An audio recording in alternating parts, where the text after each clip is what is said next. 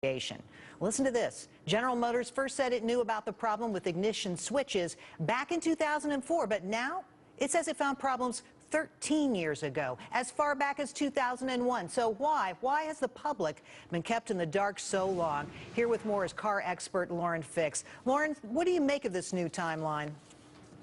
Well, I find it is very painful that they knew about this in pre-production. Somebody in the engineering department or someone in the pre-production lineup said, we've got a problem, went back to Delphi, who is one of GM's companies, and said, we have a problem. They replaced it with another switch that had a different spring and a different detent in it. And you know what? It still wasn't strong enough. There was a problem, and it didn't get fixed until '06. During that time, those cars went out to dealerships. They went out to consumers. And the funny thing is, even though there were complaints, and even one service technician said, we've got a problem, this has to do with the weight of people's keys, when really that was only a small portion of the problem.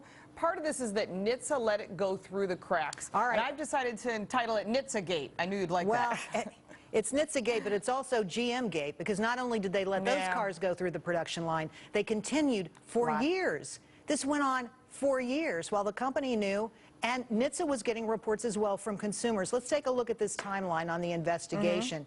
2001, they first detected an ignition switch problem in Saturn Ions. Then by 2004, Chevy Cobalts. 2005, service bulletins issued to dealers, not customers.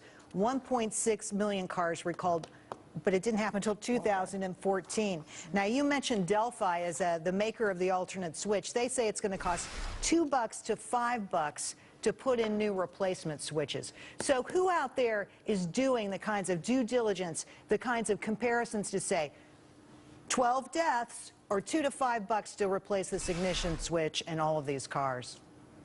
Well, you have to go back and look at that timeline and to see when GM was taken over by the federal government.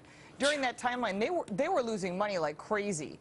And GM was involved with the government, and so somehow, somewhere in the mix, this did not get fixed, and it should have been fixed. There is definite negligence involved here, not just from consumer inconvenience, and God forbid the deaths, and all the accidents that we may or may not know about, and I'm sure there'll be more stuff coming out as people go back and investigate cases. A lot of this was covered up one way or the other. We may never know whose fault it is specifically, but the bottom line is, if this had got out in '04 and '05 and had been recalled, it may have been the final nail in the coffin for GM. So I mean, what you're suggesting here, Lauren, is that GM's choosing between the life of the company and potentially the life of its customers.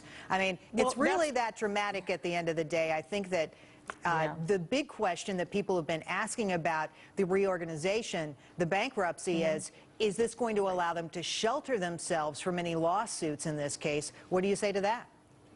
Well, they're actually thinking about, now they've got a group of attorneys now. It's possible they may put this on the previous GM, and that company's out of business, so therefore it'd be very difficult for some of these lawsuits to go through when the company is already bankrupt. The new corporation, the new GM, is run by, right now by Mary Barra, who's trying to get the bull by the horns and offer discounts. She's got more than a bull. She's got a huge monster that she has to overcome, and this is a real test to her success. I think that if she can get in front of this and showcase the quality products they have and that GM really truly cares about their customers, it will help. But it's going to take years to overcome this, like it did for Toyota, like for Ford, for Audi, every other brand that's had a problem. This is really a serious situation, and the fact that over 13 years it was neglected, and the fact that NHTSA knew about it but never investigated it, this is going to come down to some serious congressional hearings, and I have a feeling we're not done talking about this. No, I know we're not, Lauren, and I'm sure we'll have you back to talk about it more. Thanks for coming on the show tonight. Appreciate it.